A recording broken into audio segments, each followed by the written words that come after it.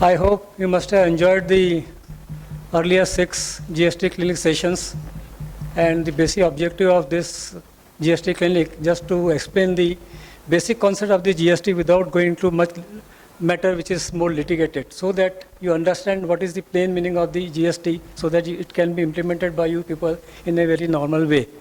Today is the last session, and Mr. Chartered Accountant Mr. Rajendekar is the speaker on transition provisions. And fortunately, we have fortunate that today we are with our President Atulji Pandey and Ashokji Chandak, Chairman of this Taxation Law Forum, which has organized the entire session. I request Atulji to please offer a floral bouquet to Hemant Rajendekar, today's speaker on transition provision under the GST.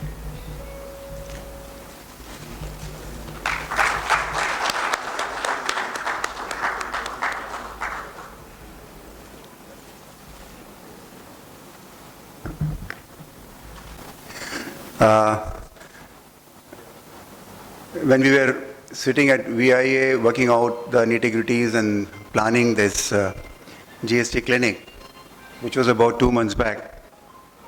In fact, it was not 2 months back. It was much earlier. I believe it was a month of September or so that we conducted our first GST clinic at Hotel Radisson, wherein Ashokji had taken the lead and really worked hard to ensure that उस समय जब सारा draft के रूप में ही आया हुआ था, तो उसको टुकड़ों में बांट के in pieces and different dimensions and different aspects of GST, वो स्टेट के लेवल पे क्या होगा, सेंट्रल लेवल पे क्या होगा, और इंटीग्रेटेड जीएसटी क्या होगा, वगैरह वगैरह. बहुत ही इन्फेंसी स्टेज थी वो. और कुल मिला के हमारे जो टैक्सेशन और कंपनी लॉ फोरम है, जिसके कि अध्यक्ष चेयरमैन हमारे अशोक जी हैं, जिनके बारे में आप सबको शायद ज्ञात ही होगा कि वो इंस्टीट्यूट ऑफ चार्टर्ड अकाउंटेंट्स के ऑल इंडिया चेयरमैन भी रह चुके हैं आज से करीब 15 साल पहले. बहुत सौभाग्य है हम सबका, हमारी जो इंडस्ट्रियल कम्युनिटी है इस रीजन की, कि we have somebody like him amongst us to guide us. और जब ऐसे क्रिटिकल मौके आते हैं, जैसे अब जब वैट इंट्रोड्यूस हुआ था, तो he worked overnight to ensure that all the anxiety and all the queries of our industry members are satisfied, and there is no unproductive tension with them. So उनके नेतृत्व में पूरी टीम जो काम कर रही थी इतने लंबे समय से, मैं उनका भी अभिनंदन करना चाहूँगा. हमारे यंग सचिन जाजूदिया जी हैं, जो करीब मेरे ख्याल से तो करीब फुल टाइम ही भिड़े हुए हैं पिछले 7 हफ्ते से, क्योंकि ये 7 सेशंस जो हैं इस जीएसटी क्लिनिक के, आप ये समझ लीजिए कि सिर्फ वो नहीं, बल्कि हमारी टैक्सेशन फोरम ने ये तय किया कि हम सारी 11 डिस्ट्रिक्ट्स में जाएंगे, और हमारे जो वहाँ पे मेंबर्स हैं, जो इंडस्ट्रियल कम्युनिटी है, हमारी इंडस्ट्रियल फ्रेटर्निटी है, वहाँ सब वहाँ जाके, और we will try and we have been going in teams. Chandrapur गए हम, वहाँ लकी रहे कि मुनगंटीवार साहब जो कि खुद ही जीएसटी काउंसिल के मेंबर भी हैं, सेंट्रल काउंसिल के फाइनेंस मिनिस्टर होने के नाते, और जीएसटी का इम्प्लीमेंटेशन जो पूरे महाराष्ट्र स्टेट में होने वाला है वो, तो उनके साथ भी सीधी बात करने का बहुत सुंदर अवसर वहाँ के लोकल जो चंद्रपुर के एंटरप्रेन्योर्स थे उनको मिला. कोशिश हम कर रहे थे कि 28 तारीख जो प्रोग्राम है, फुल डे वर्कशॉप है, उसमें भी वो आएँ, क्योंकि इसमें जो पार्टिसिपेंट्स रहेंगे वो पूरे विदर्भा से रहेंगे, सारे 11 डिस्ट्रिक्ट से आएंगे नागपुर में इसमें भाग लेने के लिए, फुल डे क्लिनिक के लिए. पर अनफॉर्चुनेटली बिकॉज वो उनकी कैबिनेट की मीटिंग भी उसी दिन होती है, बुधवार के दिन, और जीएसटी काउंसिल में भी काफ़ी कमिटमेंट्स हैं उनके, तो शायद अभी भी चांसेस हैं, just only 25%, but we are still hoping that if he is able to make it, then even our participants here who would also be participating there will get another opportunity to hear him and also to interact with him. Naresh जी जकोटिया हमारे joint secretary हैं BIA के, और बहुत मेहनत से उन्होंने संवारा है इस टैक्सेशन फोरम को हमारे चाणक्य जी के डायरेक्शन में। काफ़ी सालों से वो प्रयासरत थे और अब सचिन जी चार्ज लिए हैं। मैं इन सब का अभिनंदन करना चाहूँगा और आप सबको बधाई देना चाहूँगा कि आप सब इतनी तत्परता से, इतने सिंसियरिटी के साथ में तैयारी कर रहे हैं इस आने वाले जीएसटी रिजीम के लिए। मुश्किल से एक हफ्ता बचा हुआ है और आई नो दैट आपकी वो इन्वेंट्रीज और दुनिया भर के सारे उसमें से समय निकाल के आप 2 घंटे के लिए यहाँ आप आए हैं। That shows that you are finding this program not only interesting but meaningful, and it is also helping you work out your own future जो आपका वर्किंग है नई जीएसटी रिजीम के लिए, उसकी तैयारियाँ करने में भी आपको ज़रूर से मदद मिल रही होगी। इसीलिए आप सब आज भी ये लास्ट सेशन में मौजूद हैं। I wish you all the very best and once again compliment the entire team of our VIA Taxation Forum who have worked tirelessly for success of this program. In fact, their task is not ending with this. They are still going to about 4-5 places in the entire Vidarbha. अभी गोंदिया जाएंगे वो 25 तारीख को, हिंगनघाट, वर्धा जाएंगे, अमरावती की date नहीं हुई है, Yavatmal is also asking पर we are tied up so we are not committing. So they are on the job. और कोई ताजुब नहीं होगा कि इवन पोस्ट जीएसटी रिजिम 1 जुलाई के बाद शायद और भी सेशन की ज़रूरत महसूस हो. So kindly be in touch with VIA and we would definitely we will not spare any efforts. हम पूरी तरह से पूरी मुस्तैदी से तैयार हैं आप लोगों की ये जो प्रोफेशनल इनपुट्स हैं, जो रिक्वायरमेंट है, नीड्स हैं, उसको फुलफ़िल करने के लिए. Thank you very much. 7 session का इसके बावजूद ही बात जीएसटी इम्प्लीमेंटेड और जो भी इश्यूज बीच बीच में आएंगे उसके लिए definitely will keep members updated and will organize various type of meeting seminar so that जो डिफ़िकल्टीज इम्प्लीमेंटेशन आ रही है उसको भी अपन दूर करने की कोशिश करेंगे. और 25 तारीख को एज इट इज़ हम लोग अभी गोंदिया जा रहे हैं और भी जगह हम लोग प्लानिंग कर रहे हैं. एक बात मैं और आपसे बोलना चाहता हूँ, हमारा जो 28 जून का जो सेमिनार है वो होटल रेडिसन ब्लू में है, सवेरे 9 बजे शुरू हो जाएगा. फॉर VI मेंबर हम लोगों की जो फीस है 2500 है और फॉर नॉन VI मेंबर के लिए 3000 है. पर कमेटी ने डिसाइड किया है कि जो भी इस जीएसटी क्लिनिक में पार्टिसिपेंट किए हैं और जो VI के मेंबर नहीं है उनके लिए we will charge only 2500 because faculty is coming from outside, that is the fees is little high but the contents of the program will be definitely at a very high level. I once again request all the people to please see that you attend that seminar also. Now I request our today's speaker, Sevanji Ajankal, to take up the today's transition provision to all of us, and Chandakji will be available to at the end of the session to share his experience on the GST. Thank you. Industries Association, past president of Institute of Chartered Accountants of India, CA, Ashok Chandak sir, stalwart in profession, Shailendra Jain sir, Naresh ji, Sachin ji, Bagadia sir, and my dear friends. हर एक act में जब transition होता है, एक act से बदल के दूसरे एक्ट में हम जा रहे हैं, तो सर्विस टैक्स हम जैसे जानते हैं, पहले सेशन में हमने समझ लिया है कि what is getting subsumed in this GST. We know that excise duty is getting subsumed, we know that service tax is getting subsumed, VAT is getting subsumed. ये मेजर 3 जो है ये सब इसके अंदर सबस्यूम हो गए हैं. अब ये तीनों का मिला के हो गया जीएसटी. तो नेचुरली ये पोजीशन होनी चाहिए कि जीएसटी के तहत जब अलग टैक्स रेट अप्लीकेबल हो रहा है तो किसी को डिसएडवांटेज नहीं होना चाहिए. तो इसलिए ये ट्रांजिशनल प्रोविज़न है. डिसएडवांटेज का मतलब ये है कि पहले कोई चीज़ सर्विस टैक्स में जिसका क्रेडिट नहीं मिलता था, अब जीएसटी में उसका क्रेडिट मिलने वाला है और इसीलिए जीएसटी का रेट भी हमने बढ़ा दिया है. जीएसटी का रेट जैसे हम जानते हैं कि सर्विसेज का रेट 12.36% था, फिर 14%, फिर 15% हुआ, अब जीएसटी में रेट 18% हुआ है. तो नेचुरली इसमें कंपोनेंट सीजीएसटी का भी है, एसजीएसटी का भी है. गुड्स में भी हम जानते हैं कि सर्विस जो रेट है जीएसटी का फॉर एग्जांपल 18% हो गया है तो 9% सीजीएसटी, 9% एसजीएसटी दोनों है. तो नेचुरली हमें हमारे पास में जो भी ओपनिंग में स्टॉक है इसका हमको क्रेडिट मिलना चाहिए. फॉर एग्जांपल एक एग्जांपल मैं लेता हूं कि एक मोबाइल फ़ोन का डीलर है, उसने मोबाइल फ़ोन का स्टॉक अपनी दुकान में रखा है। नेचुरली उसने ये स्टॉक जो है वो किसी होलसेलर से ख़रीदा हुआ है, तो उसके पास में सिर्फ वैट का इनवॉइस है।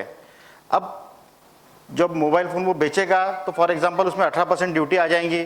तो ये जो ड्यूटी आ जाएंगी, इसमें दोनों चीज़ें कंपोनेंट सब्स्यूम हुए हैं, CGST मतलब एक्साइज के लिए और SGST मतलब वैट के लिए। तो नेचुरली ये मोबाइल फ़ोन का जो एक्साइज ड्यूटी का क्रेडिट है वो भी उसे मिलना चाहिए, क्योंकि उसको बेचते समय तो 18% लगाने के हैं।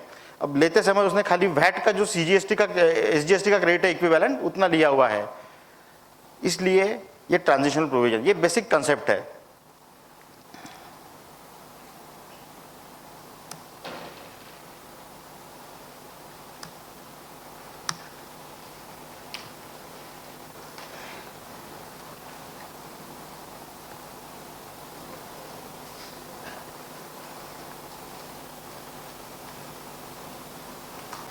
जिसमें हम जानते थे कि वर्क्स कॉन्ट्रैक्ट में वैट में भी टैक्सेबल होता था, सर्विस टैक्स में भी टैक्सेबल होता था। सर्विस टैक्स में ये बोलते थे कि मटेरियल का हम आपको अबेटमेंट दे देते हैं, 40% के ऊपर टैक्स लगेगा। अगर आप कोई चीज़ का वर्क्स कॉन्ट्रैक्ट में किसी को सर्विस दे रहे हैं जिसमें मटेरियल और सर्विसेज दोनों इन्वॉल्व है, तो 40% के ऊपर टैक्स लगता था, 60% मटेरियल का छोड़ देते थे।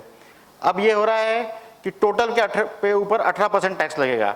तो नेचुरली उस वर्क्स कॉन्ट्रैक्टर को जो मटेरियल का स्टॉक उसके पास में 30 जून को है, जिसको यूज करके वो सर्विसेज जनरेट करने वाला है और जिसके ऊपर वो 18% GST लगाने वाला है, तो नेचुरली जो स्टॉक उसके पास में मटेरियल का है उसमें जो एक्साइज ड्यूटी का कंपोनेंट है उसका उसे क्रेडिट मिलना चाहिए। This is basis of transitional provision. तो migration of existing tax payers, तो अपॉइंटेड डे मतलब अब 1 जून नहीं हो गया। On and from appointed day every person registered under any of the existing laws and having valid permanent account number shall be issued certificate of registration on provisional basis. तो provisional basis पे ये registration certificate issues हो जाएगा और आगे में ये जब तक फाइनल नहीं होता ये कंटिन्यू रहेगा।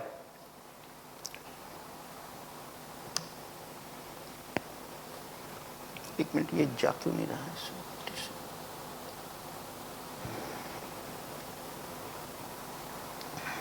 Person other than a person opting to pay service tax under section 10 मतलब कॉम्पोजिशन स्कीम। अब सर्विस टैक्स में भी ये other than person opting to pay tax under composition scheme, GST में भी कॉम्पोजिशन स्कीम है। 50 लाख के नीचे उस टर्नओवर है और इंटरस्टेट सेल नहीं कर रहा है तो वो कॉम्पोजिशन में जा सकता है। तो पर्सन अदर देन अ कॉम्पोजिशन स्कीम को ओपनिंग सेट ऑफ जो है वो इलेक्ट्रॉनिक लेजर में उसको मिलेगा। इलेक्ट्रॉनिक लेजर का कंसेप्ट मेरे ख्याल से अपने प्रीवियस सेशन में एक्सप्लेन हुआ है।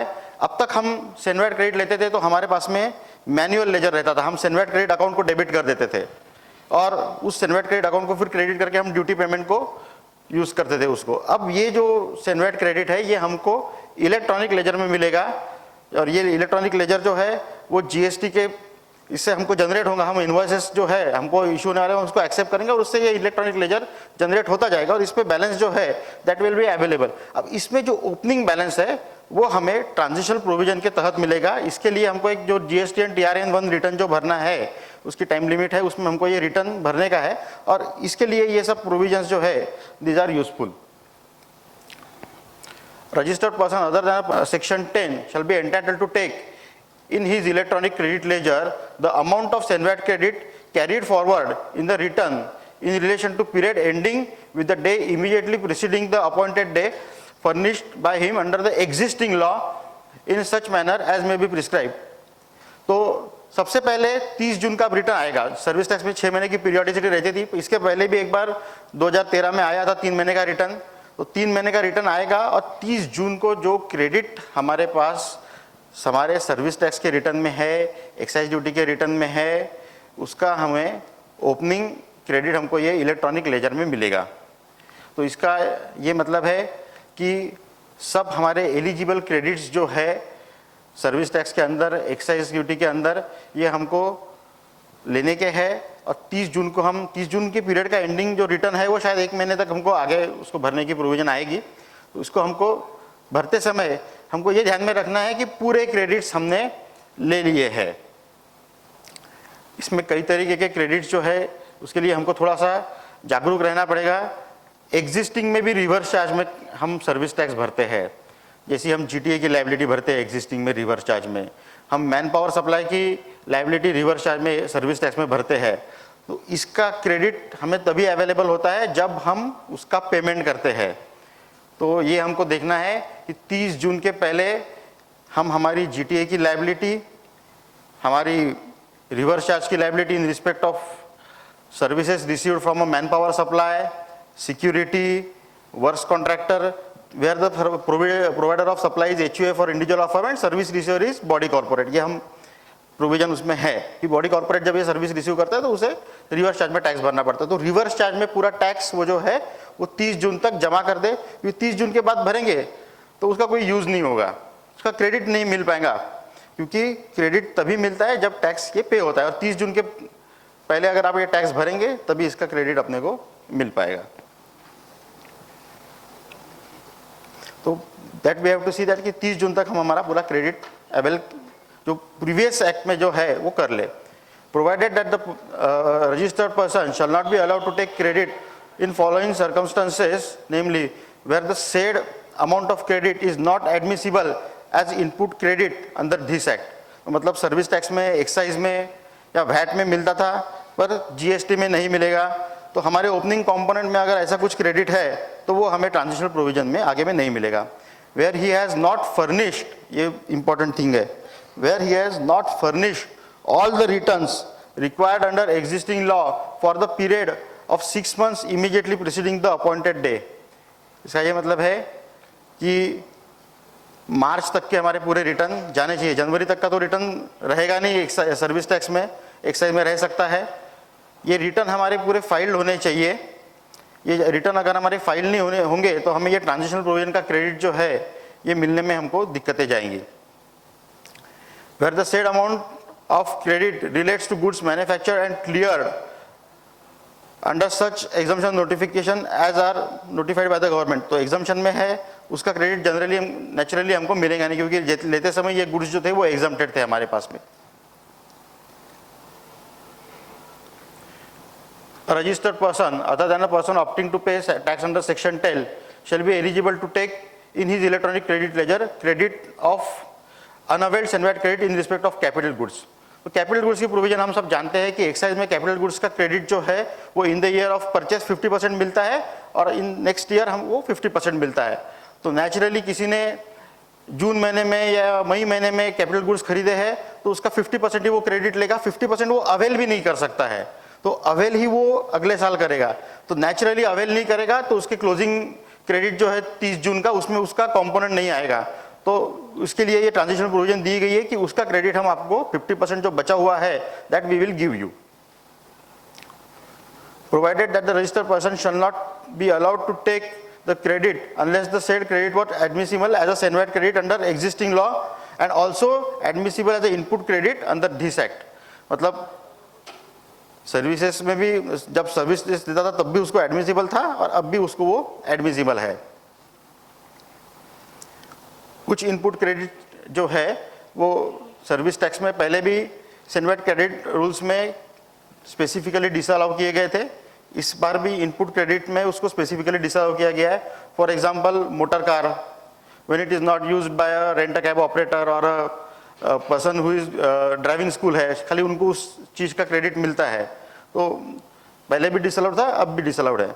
वर्क्स कॉन्ट्रैक्ट का credit when it is available to a person who is factory owner, तो खाली वर्क्स कॉन्ट्रैक्ट का क्रेडिट वर्क्स कॉन्ट्रैक्टर को ही मिलेगा, मतलब वो सब कॉन्ट्रैक्टर का क्रेडिट ले पाएगा। तो फैक्ट्री ओनर जब फैक्ट्री कंस्ट्रक्ट करता है तो उसे जो सर्विस टैक्स लगाता है कंस्ट्रक्शन कॉन्ट्रैक्टर, उसका क्रेडिट पहले भी नहीं मिलता था, अब भी नहीं मिलेगा।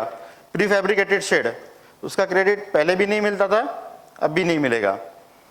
तो वी वर होपफुल कि जब ये डेफिनेशन इनलार्ज हुई थी, in and in relation to manufacture ये पहले डेफिनेशन थी, अब डेफिनेशन हो गई in and in relation to furtherance of business. तो हमें ये लगा था कि in and in relation to furtherance of business है तो शायद इस समय इसको सोचा जाएगा कि मशीन जो है वो मशीन ऐसे खाली मैदान में तो नहीं रह सकते, उसके ऊपर जरूर प्री फैब्रिकेटेड शेड रहेगा, फैक्ट्री बिल्डिंग रहेगी, तो उसका क्रेडिट देना चाहिए था, पर फिर उसको स्पेसिफिकली डिसअलाउ कर दिया गया आईटीसी में। तो वो क्रेडिट पहले भी नहीं मिलता था, अब भी नहीं मिलेगा।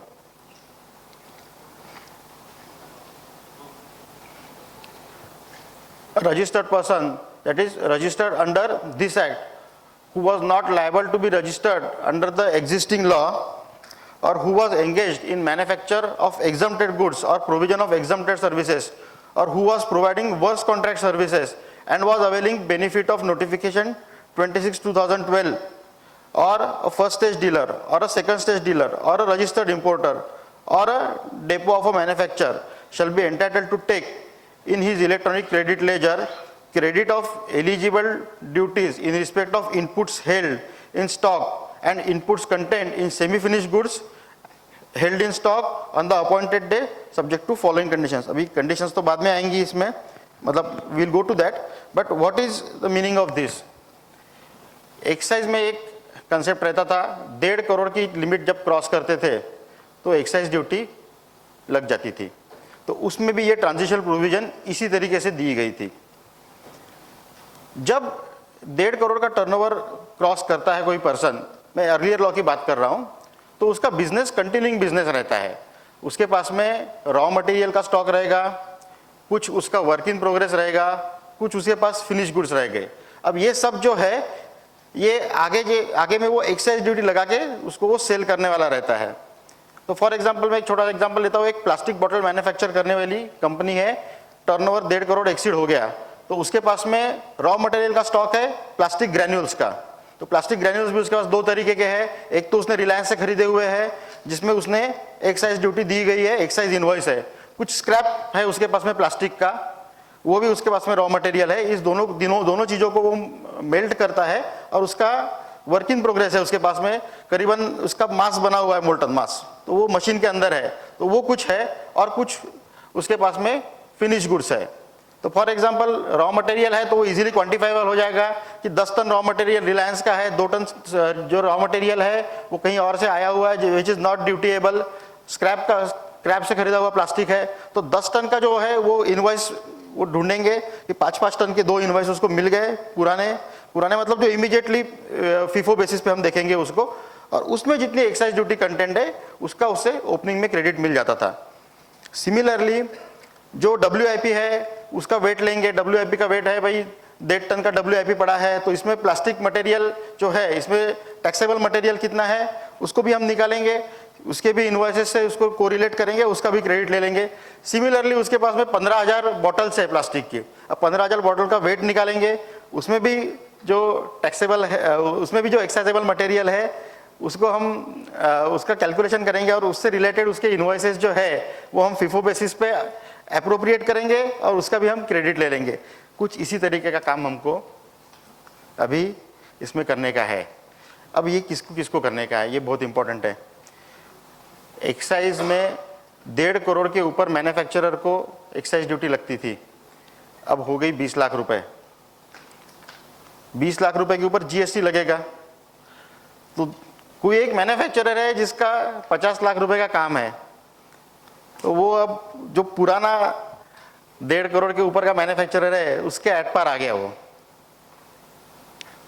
उसको ये देखने का है कि 30 जून को उसके पास में जितना भी स्टॉक है उसका लिस्टिंग करने का है, रॉ मटेरियल, WIP और फिनिश गुड्स।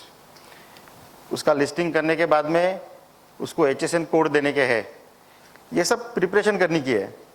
फिर उसका जो टैक्स रेट है उसको वो देखने का है, और फिर वो क्वांटिटी से रिलेटेड जितना एक्साइज इनवॉइस मिलते हैं वो देखने का है, और वो एक्साइज इनवॉइसेस में जितना क्रेडिट कंटेंट है वो उसे लेने का है। तो इसीलिए पहले से हम ये तैयारी में बोल रहे थे कि 1 महीना 2 महीना जब GST आने को रह गया था कि अब देख देख के एक्साइजेबल यूनिट से ही परचेस कीजिए या फर्स्ट स्टेज डीलर से ही परचेस कीजिए, ताकि 30 जून को आपके पास जो स्टॉक रहे उसका एक्साइज इनवॉइस आपके पास रहे। एक्साइज इनवॉइस आपके पास रहेगा तो पूरा 12.5% का क्रेडिट आपको मिलेगा। एक्साइज इनवॉइस नहीं है फिर भी कुछ क्रेडिट मिलेगा, उसके ऊपर हम आते हैं, पर एक्साइज इनवॉइस अगर आपके पास में है तो you will get entire 12.5% credit. अगर आपको रिलेट ही करने हैं तो आपको ये करना है कि इसके इनवॉइसेस आपको अलग से निकालने के हैं, एक अलग फाइल में रखने के हैं, और इसका इसमें नेचुरली सीए सर्टिफिकेशन आएगा, क्योंकि इनपुट टैक्स की जो प्रोविजन है इनपुट क्रेडिट की, तो इनपुट क्रेडिट में भी सिमिलर ट्रांजिशनल प्रोविजन उन्होंने दी है कि नॉर्मल, ये तो फर्स्ट ट्रांजिशन है, मतलब हम एग्जिस्टिंग लॉ से नए लॉ में जा रहे हैं, पर नए लॉ में भी ट्रांजिशन होते रहेंगे। कोई कॉम्पोजिशन डीलर है 50 लाख का टर्नओवर क्रॉस कर गया, जीएसटी में आ जाएगा, तो वो नॉर्मल कोर्स में भी ये ट्रांजिशन होते रहेंगे ऐसे, तो उस समय भी यही प्रोविजन जो है ये सब रिपीट होगा। तो इनपुट टैक्स क्रेडिट के जो रूल्स है उसमें उन्होंने बात कही है कि चार्टर्ड अकाउंटेंट से सर्टिफिकेट आपको स्टॉक का जो है as on the date of transition वो लेना पड़ेगा। इसमें स्पेसिफिकली लिखा नहीं है ट्रांजिशनल प्रोविजंस में, but I suppose it will come. इसमें नहीं आएगा तो जीएसटी का जो फर्स्ट ईयर का फर्स्ट टाइम का ऑडिट है उसमें वो जरूर आ जाएगा। तो chartered accountant has to certify. इसका ये मतलब है, दूसरा ये फॉलोआउट इसका ये है कि हमारा स्टॉक फाइनलाइज करने के लिए हम 30 सितंबर तक के नहीं रुक सकते, क्योंकि 31 मार्च का stock plus purchases less sales जो है ये हमें 30 जून को एस्टेब्लिश करने का है। इसमें अगर मिसमैच हो गया तो 30 जून का स्टॉक जो है, अरे इतना है सर, इतना ले लो, इतना बना दो, इतना कर डालते हैं, और फिर इतना कर डालते हैं, और फिर 30 सितंबर को गए तो उससे स्टॉक जो है वो बहुत ज़्यादा मिसमैच हो गया। हम 31 मार्च का स्टॉक दिखा रहे हैं 1 करोड़ का साल में, उसके बाद में परचेसेस है 50 लाख के और सेल है 20 लाख का, तो 1 करोड़ 30 लाख का स्टॉक जो है वो मेरा दिखना चाहिए 30 जून को। हमने दिखा दिया था इसमें 90 लाख, फिर क्या करेंगे? तो इसलिए we have to take precaution. मतलब ये जो लंबा खींचते हैं 30 सितंबर तक के, ये प्रॉब्लमेटिक हो जाएगा। तो ट्रांजिशन प्रोविजन में स्टॉक डिक्लेयर करते समय थोड़ी प्रिकॉशन हमको इस एंगल से भी लेने की है। तो दिस इज क्लियर कि जितना भी excisable raw material content which is available as such, which is content in semi finished goods, that is WIP, and which is content in finish goods, जो स्टॉक उसके पास में है 30 जून को है। तो ये मैन्युफैक्चरर के लिए फिनिश गुड्स हो गए, ट्रेडर के लिए जो भी गुड्स उसके पास में अवेलेबल है, परचेस्ड गुड्स है, उसमें ये प्रोविजंस है वैसी एप्लीकेबल होगी। वर्क्स कॉन्ट्रैक्टर के लिए भी इन्होंने बोला हुआ है कि वर्क्स कॉन्ट्रैक्ट सर्विस, अब वर्क्स कॉन्ट्रैक्ट सर्विस का जैसे मैंने रेफरेंस दिया था कि पहले हम 40% के ऊपर भरते थे, अभी है पूरा 100% के ऊपर हमको 18% भरने का है। तो नेचुरली स्टील एंड सीमेंट का जो क्रेडिट है, फॉर एग्जांपल कंस्ट्रक्शन कॉन्ट्रैक्टर है, तो स्टील एंड सीमेंट का जो क्रेडिट है वो उसे 30 जून का जितना उसके पास में स्टॉक है उतना मिलेगा उसे। रेसिडेंशियल कंस्ट्रक्शन में भी वही इशू है। रेसिडेंशियल कंस्ट्रक्शन 12% से टैक्सेबल होने वाला है स्ट्रेट वे। वो वैसे तो वो स्टेज ऑफ कंप्लीशन के ऊपर जाता है, पर जनरली हम ऐसा करते हैं कि जैसे भी हमको एडवांसेस आते हैं हम उसके ऊपर टैक्स भरते हैं। रेसिडेंशियल कंस्ट्रक्शन में हम 70% का अबेटमेंट रहता था, 30% के ऊपर हम 15% मतलब 4.5% टैक्स भर के हम निकल जाते थे, और हमको कोई सेनवेट क्रेडिट उसमें अवेलेबल नहीं रहता था स्टील एंड सीमेंट का, खाली सर्विसेज का सेनवेट क्रेडिट मिलता था। अब 12% टैक्स हो जाएगा और फुल सेनवेट क्रेडिट हमको मिलेगा जीएसटी का। स्टील एंड सीमेंट के ऊपर 28% है, स्टील है या टाइल्स है उसके ऊपर भी 28% का रेट है, तो इसका जितना भी जीएसटी का क्रेडिट है ये 12% भरने के लिए मिलेगा। सिमिलरली ट्रांजिशनल प्रोविजंस में हमको ये ख्याल रखने का है कि कम से कम हमारे पास में स्टील सीमेंट का जितना स्टॉक है, हम अगर कंस्ट्रक्शन कंपनी है, रेसिडेंशियल कंस्ट्रक्शन सर्विस प्रोवाइड कर रहे हैं, तो WIP इसमें तो यानी भगवानी मालिक है, इसमें WIP कैसा निकालेंगे ये एक बड़ा इशू है, क्योंकि कुछ हमारे फ्लैट्स में पास फ्लैट है जिसका आधा पैसा आया हुआ है और स्कीम कंप्लीट नहीं है, तो वो नेचुरली WIP होगा।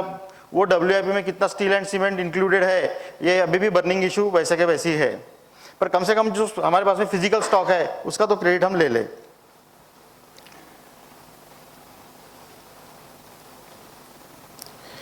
जिसमें क्रेडिट लेंगे, this should be such inputs and goods which are used or intended to be used for making taxable supplies. Of course वो taxable supplies के लिए यूज होनी चाहिए, एग्जाम के लिए होंगी तो उसका क्रेडिट लेके वैसे भी कोई मतलब नहीं है।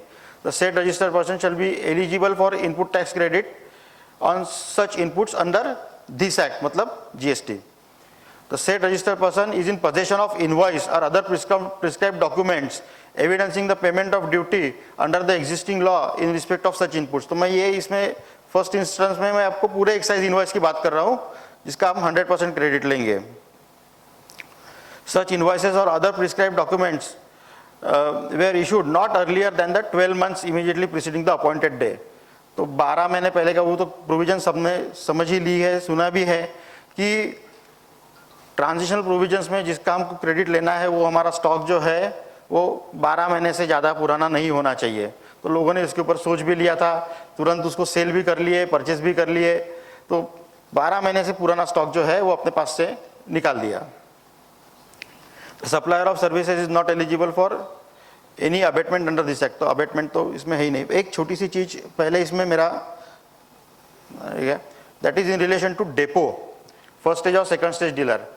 तो अभी तक ऐसा होता था कि डेपो में लेयर्ड इनवॉइस बनते थे, जितना स्पेसिफिक क्रेडिट उसको आया है उतना ही वो पास ऑन कर सकता था। जैसे परचेस करते समय जो फर्स्ट स्टेज डीलर है उसने पर केजी उसको 10 रुपये क्रेडिट आया है तो वो 10 रुपये ही पास ऑन कर सकता था।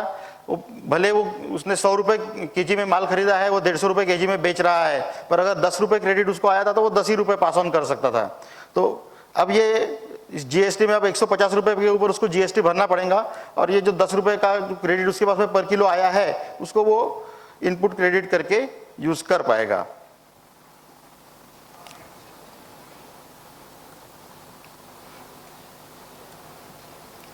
Provided that where a registered person other than a manufacturer or a supplier of services is not in a possession of an invoice or any other documents evidencing payment of duty in relation to inputs, then such registered person shall, subject to such conditions, limitations and safeguards as may be prescribed, including that the said taxable person shall pass on the benefit of such credit by way of reduced prices to recipient, be allowed to take credit at such rate and in such manner as may be prescribe. तो इससे related जो transitional provisions के rules है वो आए हुए हैं। तो उसमें ये मेंशन्ड है कि अगर आपके पास में ये एक्साइज इनवॉइस नहीं है पर गुड्स आपके पास में है, उसका वैट इनवॉइस आपके पास में है, या any other documents which is evidencing availability of those goods और पेमेंट ऑफ ड्यूटी वो आपके पास में अवेलेबल है, तो हम उसका क्रेडिट आपको देंगे। कितना देंगे? हम आपको जो सीजीएसटी उसके ऊपर लगता था उसके 40% इक्विवेलेंट क्रेडिट जो है वो आपको ओपनिंग बैलेंस में हम उसका देंगे, even though you do not have the excise documents in relation to those goods. और अगर उसका रेट जो है वो 18% से ऊपर है तो जितना सीजीएसटी कंपोनेंट है उसके 60% हम आपको क्रेडिट उसका देंगे।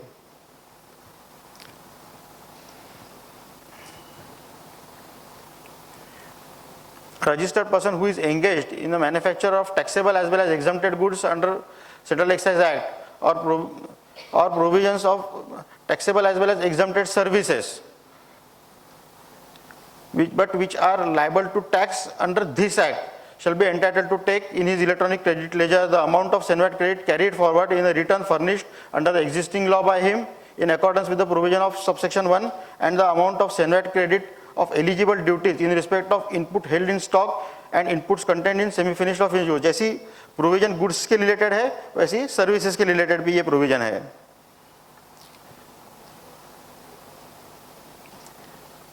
Registered person shall be eligible to take in his electronic credit ledger credit of eligible duties and taxes in respect of inputs or input services received on or after the appointed day, but the duty or tax in respect of which has been paid by the supplier under the existing law, subject to condition that the invoice or any other duty or tax paying documents of the same was recorded in the books of accounts of such person within a period of 30 days from the appointed day, provided that the period of 30 days on sufficient cause being shown be extended by a commissioner for a period not exceeding 30 days। तो naturally advances वगैरह होते हैं, इससे related हमको credit available रहना चाहिए, इसके लिए ये प्रोविजंस है।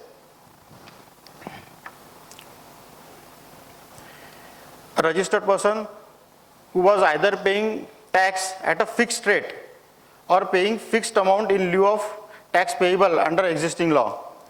अभी एक्साइज में कई बार फिक्स्ड रेट ऑफ ड्यूटी भी पे होती है, जैसे एक एड वेलोरम है, एक स्पेसिफिक है। अदरवाइज एक नोटिफिकेशन में कई बार 2% और 1% पे भी एक्साइज ड्यूटी पे करके गुड्स क्लियर होते थे। फॉर एग्जांपल कोयला में रहता था कि अगर सेनवेट क्रेडिट नहीं लेना है तो एक अलग रेट ऑफ ड्यूटी रहती थी, या फिर और भी गुड्स है जिसको स्पेसिफिक रेट से चलता था। अब ये एड वैलोरम में शिफ्ट हो जाएंगे तो नेचुरली इसका जो इससे रिलेटेड जो इनपुट्स का जो स्टॉक इनके पास में है, इसका इनको ट्रांजिशनल प्रोविजन में क्रेडिट मिलेगा। तो प्रोविजंस वही है, बट कंडीशंस जैसी है, एक बार गुड्स के लिए, एक बार सर्विसेज के लिए, एक बार वो गुड्स जो फिक्स रेट से टैक्सेबल होते थे अब एड वैलोरम टैक्सेबल हो गए हैं जीएसटी में।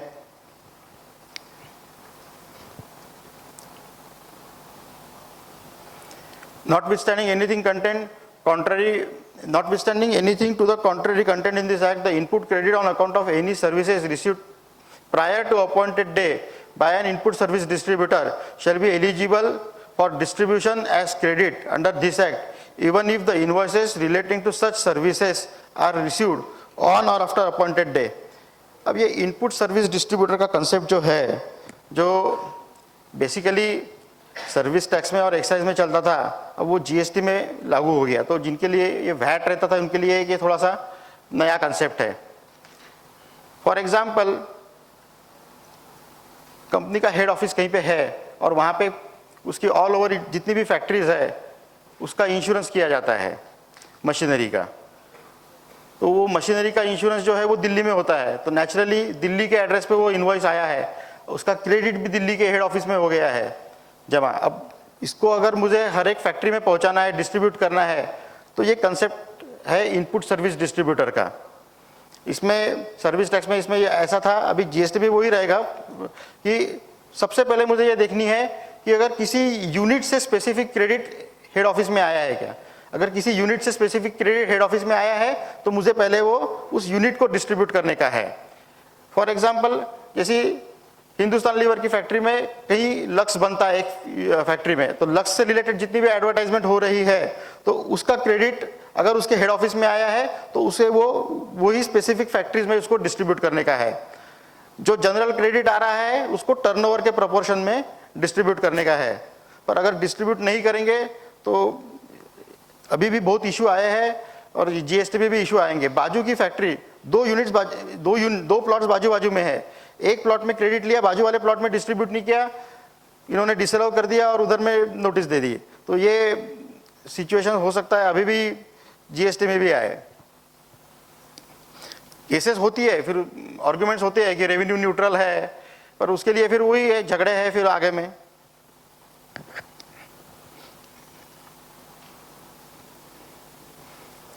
Where registered person having centralized registration under the existing law has obtained registration under this act, such person shall be allowed to take in his electronic credit ledger credit of amount of Senvat credit carried forward in a return furnished under existing law by him in respect of the period ending with the day immediately preceding the appointed day in such a manner as may be prescribed, provided that if the registered person furnishes his return for the period ending with the day immediately preceding the appointed day within 3 months of the appointed day, such credit shall be allowed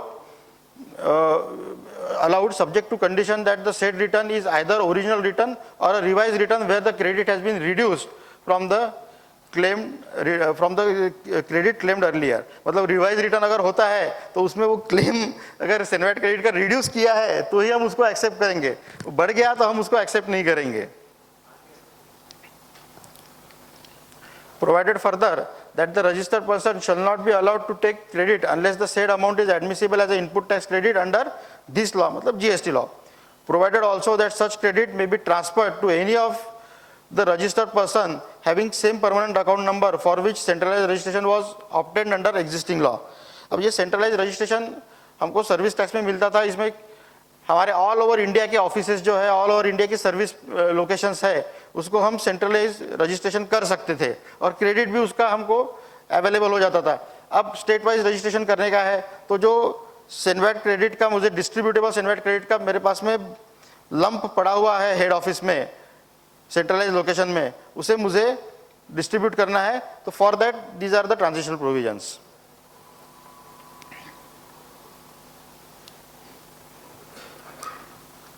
Where any Senvat credit is availed for the input services provided under the existing law has been reversed due to non-payment of consideration within a period of 3 months, such credit can be reclaimed subject to condition that the registered person has made the payment of consideration for the supply of services within a period of 3 months from the appointed day.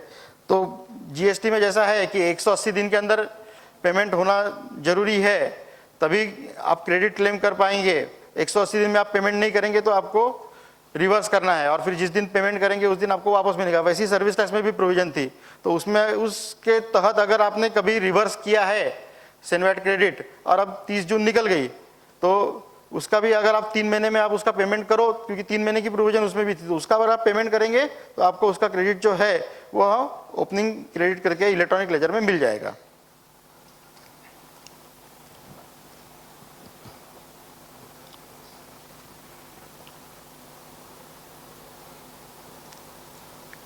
कौन सी duties इसमें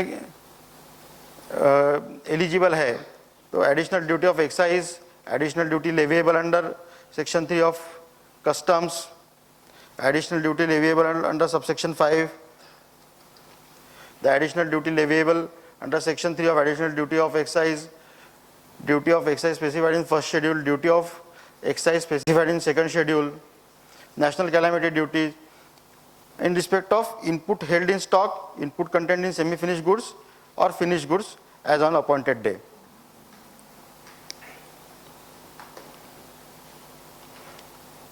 For the purpose of subsection 5 तो उसमें एक ही addition आएगा खाली, the service tax leviable under section 66B.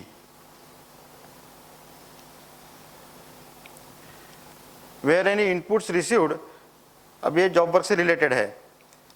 Where any inputs received at a place of business had been removed as such or removed after partially processed to a job worker for further processing, testing, repair, reconditioning or any other purpose in accordance with the provision of existing law prior to appointment day. मतलब 30 जून से पहले हमने job worker के पास material भेज दिया है.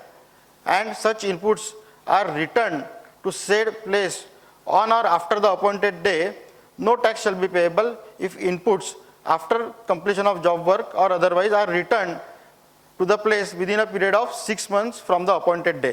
तो ये 6 महीने में जॉब वर्क का मटेरियल गया है तो उसको आना है, तो उसके ऊपर सर्विस टैक्स भी नहीं लगेगा और एक्साइज ड्यूटी भी नहीं लगेगी, क्योंकि जो जॉब वर्कर को जो जिसने मटेरियल भेजा है वो एक्साइजेबल यूनिट है. तो ये जो नॉर्मल प्रोविजन है इसको ट्रांजिशनल प्रोविजन में इन्होंने इंक्लूड किया है ताकि जब रिटर्न मटेरियल आए तब इसके ऊपर फिर ड्यूटी ना लगे. Provided that the period of 6 months may be extended for 2 months. Provided further that if such inputs are not returned within the period specified in the subsection, the input tax credit shall be liable to be recovered in accordance with the provision of clause A of subsection 8 of section 142(2) of GST. Where any semi-finished goods have been removed from a place of business to any other premises for carrying out certain manufacturing process in accordance with the provisions of existing law prior to appointed day, and such goods herein are returned to said place on or after the appointed day, no tax shall be payable if the goods are returned within the period of 6 months. Naturally ये भी फिर से 2 महीने से इसको आप extend कर सकते हैं.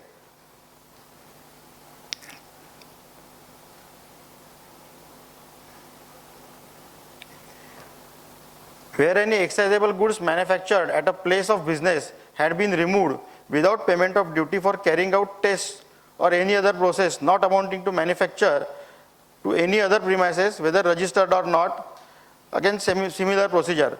ये टेस्ट करने के लिए हमने टेस्टिंग के लिए उसको रिमूव किया है, तो 6 महीने में नेचुरली वो वापस आना चाहिए, या तो 2 महीने में उसको एक्सटेंशन मिल सकता है. नहीं वापस आता है तो उसका ड्यूटी रिकवर किया जाएगा.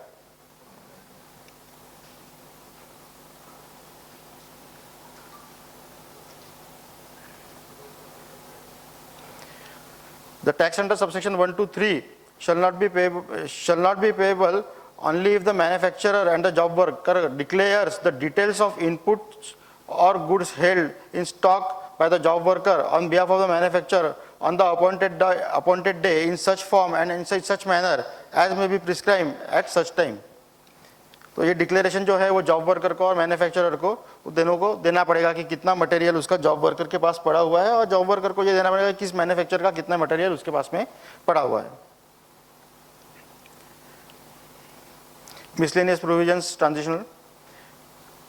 where any goods on which duty, if any, has been paid under the existing law at the time of removal thereof, not being earlier than the 6 months prior to appointed day, are returned to a place of business on or after the appointed day, the registered person shall be eligible for refund of such duties paid under the existing law where such goods are returned by a person other than a registered person. मतलब जो person registered नहीं है उसने अगर return कर दिए तो उसको रिफंड मिल जाएगा to the place of business within a period of 6 months from the appointed day, and such goods are identifiable to the satisfaction of the proper officer, provided that if goods are returned by a registered person, the return of goods shall be deemed to be supply.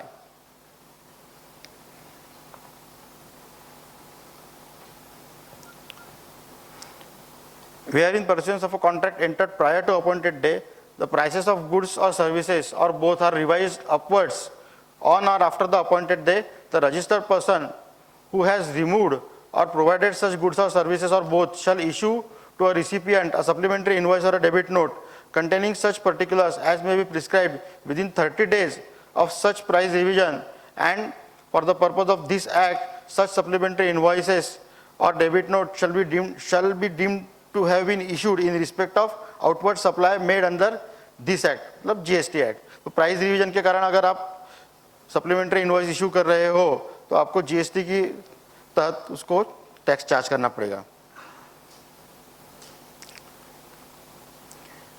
Where in pursuance of a contract entered prior to appointed date, the price of goods or services or both are revised downwards on or after the appointed day, the registered person who has removed or provided such goods or services or both may issue to a recipient a credit note containing such particulars as may be prescribed within 30 days of such price revision, and for the purpose of this act the credit note shall be deemed to have been issued in respect of outward supply made under this act, मतलब GST act, provided that registered person shall be allowed to reduce tax liability on account of credit note only if the recipient of the credit note has reduced in his input credit corresponding such reduction in his tax liability. मतलब वो दोनों को वो tax liability जो है वो adjust करनी पड़ेगी तभी उसका इफेक्ट कंप्लीट माना जाएगा. Every claim for refund filed by any person before on, or अभी रिफंड से रिलेटेड ट्रांजिशनल प्रोविजंस है. Every claim for refund filed by any person before on or after the appointed day for refund of any amount of CENVAT credit, duty, tax, interest or any other amount paid under the existing law shall be disposed of in accordance with the provision of existing law only, and the amount eventually accruing to him shall be paid in cash, notwithstanding anything contained contrary in the provisions of existing law or other law other than the provisions of subsection 2 of 11B of the Central Excise Act. तो cash में refund मिलेगा, वो CENVAT credit में adjust कर लो ये बोलने का तो कोई मतलब ही नहीं रहा, क्योंकि सेनवेट क्रेडिट जो है वो एक बार ओपनिंग करके फ्रीज हो चुका है, शायद इससे 6 महीने पहले ही फ्रीज हो चुका है, 1 साल पहले भी, क्योंकि ये रिफंड के केसेस जो है वो लंबे चलते हैं. तो नेचुरली ये रिफंड जो है उनको कैश में ही देना पड़ेगा. इसके पहले ये बोलते थे कि उसको सेनवेट क्रेडिट में आप एडजस्ट कर लो या उसका क्रेडिट ले लो, तो ये करने की अभी कोई गुंजाइश नहीं रही. Provided that where the claim for refund of CENVAT credit is fully or partially rejected, the amount so rejected shall be lapsed. अब ये नहीं बोल सकेंगे कि क्रेडिट हमारा रिजेक्ट हो गया तो हम उसका रिफंड क्लेम नहीं करते, हम उसको क्रेडिट में ले लेते हैं और हम उसका यूज़ कर लेंगे, क्योंकि वो तो इशू जो है वो पूरा खत्म हो चुका है और इलेक्ट्रॉनिक लेजर में जो ओपनिंग बैलेंस दे चुका है उसको एक तरह की फाइनलिटी अटेन हो चुकी है. Provided further that no refund shall be allowed if any amount of CENVAT credit where the balance of the said amount as on the appointed day has been carried forward under this act. तो जब हम CENVAT credit में से refund लेते हैं तो हम CENVAT credit account से उसको रिफंड रिसीवेबल में ट्रांसफर करते हैं, तो नेचुरली सेनवेट क्रेडिट रिसीवेबल जो हमारे रिटर्न में रहता है वो उतना कम हो जाता है. तो वो कम हो गया है तो हम ये कैरी फॉरवर्ड भी जो है वो रिड्यूस बैलेंस ही कैरी फॉरवर्ड होगा. तो नेचुरली ये प्रोविजन का कोई मीनिंग नहीं है. अगर हमने क्रेडिट लेते समय सेनवेट क्रेडिट लेते समय सेनवेट क्रेडिट से उतना अमाउंट रिड्यूस करके रिफंड रिसीवेबल में ट्रांसफर कर लिया है और सेनवेट क्रेडिट उतना यूज नहीं किया है.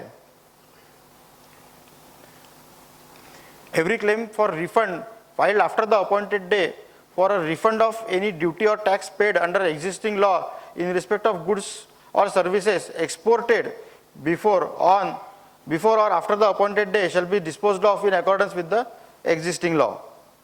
सिमिलर प्रोविजन रहेंगी उसके कि अगर रिजेक्ट हो जाता है तो लैप्स हो जाएगा, और एक बार हमने रिफंड क्लेम कर लिया तो उसको हमको सेनवेट क्रेडिट के बैलेंस में से उसको हटाने का है। और वैसे भी हम करते ही है कि सेनवेट क्रेडिट का जो डिस्क्लोजर हमारे रिटर्न में रहता है तो हम सेनवेट क्रेडिट अवेल करते हैं, और नीचे में यूटिलाइज करते समय अगर हमने उस किसी अमाउंट का रिफंड क्लेम कर लिया है तो हम उसको सेनवेट क्रेडिट में से निकाल लेते हैं। रिटर्न में हमारे वो रिफ्लेक्ट नहीं होता है एज अ सेनवेट क्रेडिट, हम उसको रिफंड रिसीवेबल करके बुक्स में अलग खड़ा कर देते हैं। Every claim filed by a person after the appointed day for a refund of tax paid under existing law in respect of services not provided by him shall be disposed of in accordance with the provision of the existing law, and amount eventually accruing to him shall be paid in cash. Advance मिला है, advance के ऊपर tax भर दिया, फिर services दी नहीं, उसका refund claim कर लिया। ये इस तरीके की जो इवेंचुअलिटीज होती है इसके लिए ये ट्रांजिशनल प्रोविजन है कि उसका पैसा जो है वो उसको कैश में मिलेगा वापस।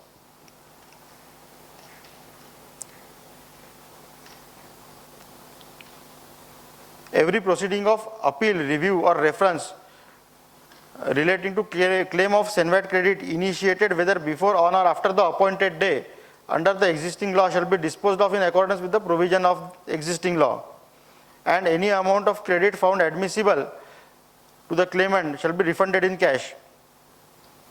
तो सिमिलर प्रोविजंस जो है वो अपील में जो हमारा सेनवेट क्रेडिट पड़ा हुआ है उसके रिलेटेड भी अप्लीकेबल होगी। तो ये थोड़ी सी रिपीटेटिव हो गई है, पर उन्होंने हर एक सिचुएशन कंसीडर करके इसको फ्रेम किया है।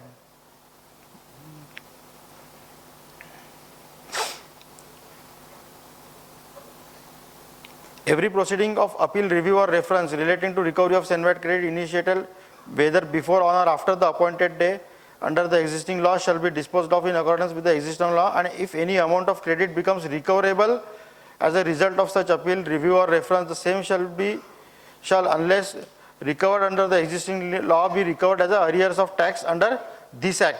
मतलब अगर वो सर्विस टैक्स में रिकवर नहीं हुई है तो जीएसटी के तहत जो रिकवरी की प्रोविजंस है वो भी उसको हम एडमिसिबल करेंगे, और वो जो टैक्स है वो हम उस प्रोविजंस के अंडर रिकवर करेंगे।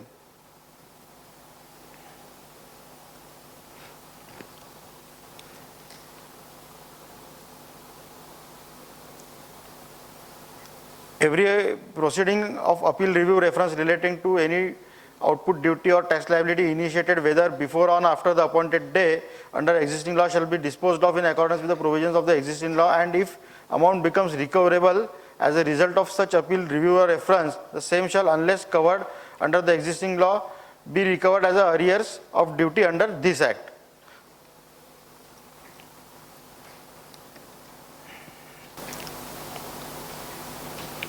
Where in pursuance of assessment or adjudication proceedings initiated whether before, on or after the appointed day under the existing law, any amount of tax, interest or penalty becomes recoverable from person, the same shall, unless recovered under existing law, be recovered as a arrears of tax under this act।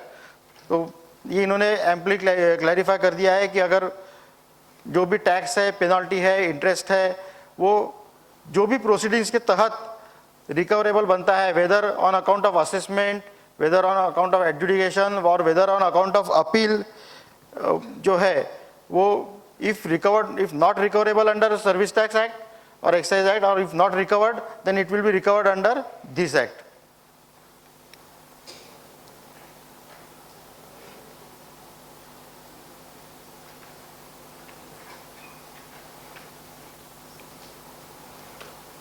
Similarly अगर हमने return revise किया तो return revise करते समय भी जो भी tax जो है वो अगर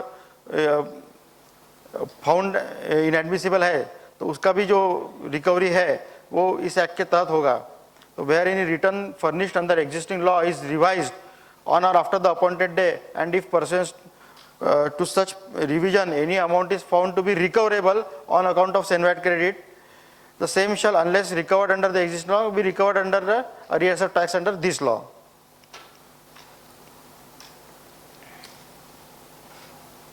Save as otherwise provided in this chapter, the goods or services or both supplied on or after the appointed day in pursuance of a contract entered prior to appointed day shall be liable to be taxed under provisions of this act. ये बहुत important चीज है. Save as otherwise provided in this chapter the goods or services or both supplied on or after the appointed day in pursuance of contract entered prior to appointed day shall be liable to be taxed under provisions of this act. तो इसके ऊपर काफ़ी कुछ issues चल रहे हैं. जो contract हमारा है उसमें जैसे फॉर गवर्नमेंट के साथ हमारा कॉन्ट्रैक्ट है उसमें कई बार स्पेसिफाइड रहता है कि सर्विस टैक्स हम इतना इतना देंगे. अब वो जीएसटी हो गया तो कॉन्ट्रैक्टर बोल रहे हैं कि 4.5% तब दे रहे थे या 6% तब दे रहे थे, अब 18% हम मांगेंगे. तो कैसा क्या होगा? 3 रनिंग बिल उस कॉन्ट्रैक्ट की इशू हो चुके हैं, चौथा रनिंग बिल आ गया, अब अपॉइंटेड डे के बाद में आ गया. In pursuance to contract which was entered prior to appointed day. तो गवर्नमेंट ने तो बोल दिया कि इसका जो टैक्स है वो दिस एक्ट के अंडर हम उसको रिकवर करेंगे. Notwithstanding anything contained in section 12, no tax shall be payable on goods under this act to the extent the tax was leviable on said goods under value added tax act.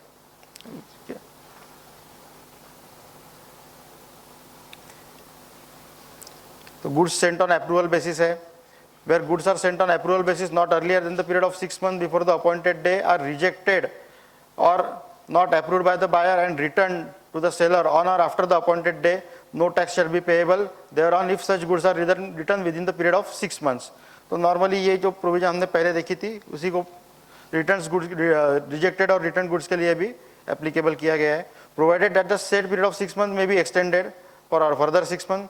Provided further that the tax shall be payable by the person returning the goods if goods are liable to tax under this act are returned for after a period of specified in this situation. 6 महीने के बाद में अगर वो return करता है तो उसे जीएसटी के अंदर टैक्स लगा के इनवॉइस में टैक्स चार्ज करके उसको फिर जिसने उसको बेचा था उसको वापस देना पड़ेगा goods.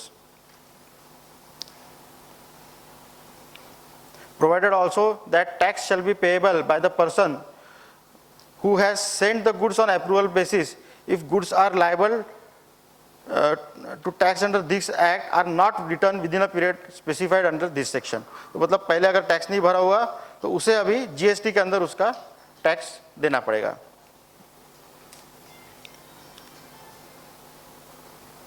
Where the supplier has made sale of goods in respect of which tax was required to be deducted at source under any law of a state or union territory relating to value added tax and has also issued an invoice for the same before the appointed day, no deduction of tax at source under section 51 shall be made by the deductor under the said section where the payment to said supplier is made on or after the appointed day.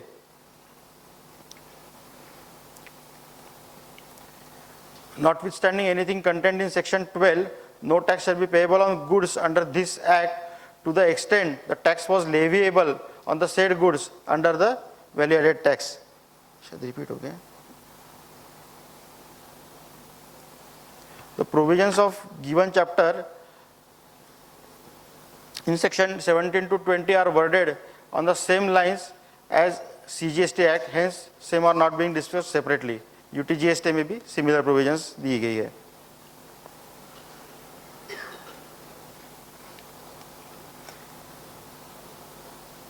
Application in respect, ये transitional provisions के कुछ rules है. Application in respect of tax or duty credit carried forward under the existing law or on goods held in stock on the appointed day. Every registered person entitled to take credit of input tax under section 140 of the 140 shall within 60 days of the appointed day submit an application electronically in form GST and TRN1 duly signed on a common portal specifying therein separately the amount of tax or duty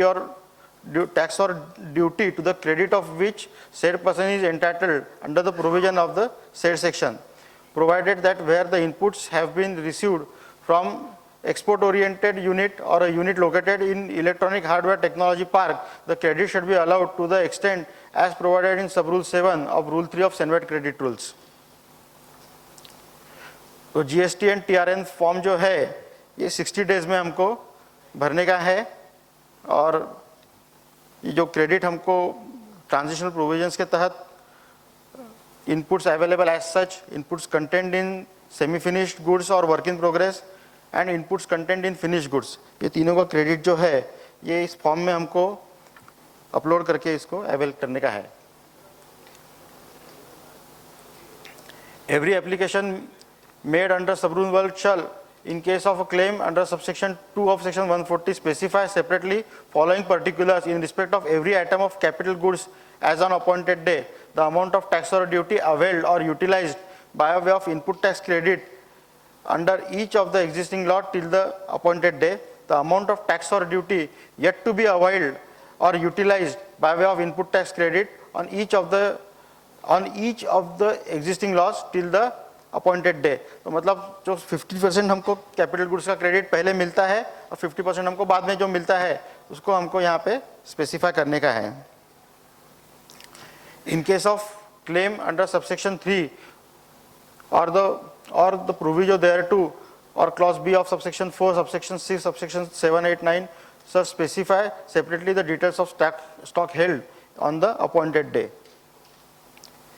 In case of claim under subsection 5 shall furnish the following details: the name of the supplier, serial number and the date of issue of invoice by the supplier or any document on the basis of which credit of input tax was admissible under the existing law, the description, quantity and value of goods or services, the amount of eligible taxes, duties as the case may be, the value added tax, entry tax charged by the supplier in respect of goods or services, the date on which the receipt of goods or services is entered into books of accounts by the recipient. तो इतने सारे details जो है ये transitional provisions में हमको credit claim करने के लिए हमको ये इनको हमको बनाने का है और रेडी रखने का है.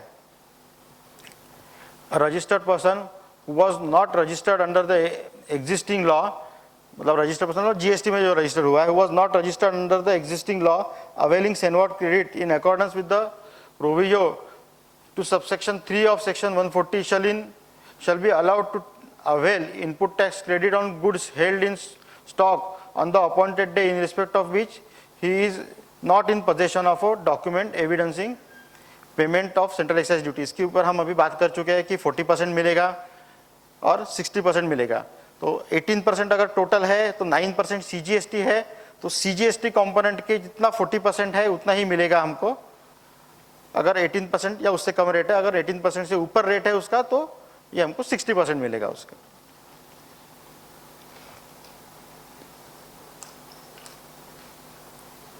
The scheme shall be available for 6 tax periods from the appointed day.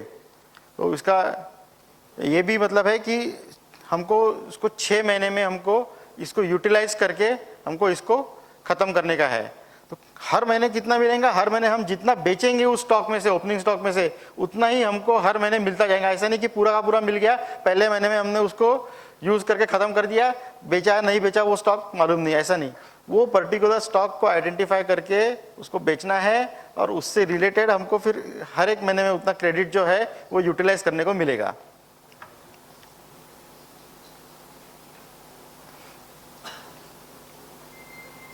इससे रिलेटेड ये कंडीशंस है.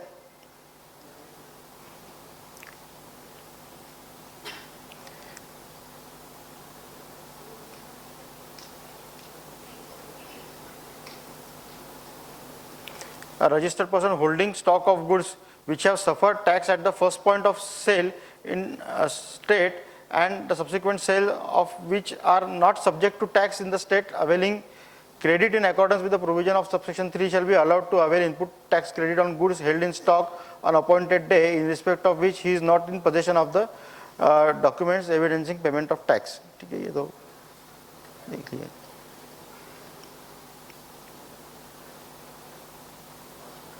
इससे रिलेटेड फॉर्मेट्स एंड रिक्वायरमेंट्स है.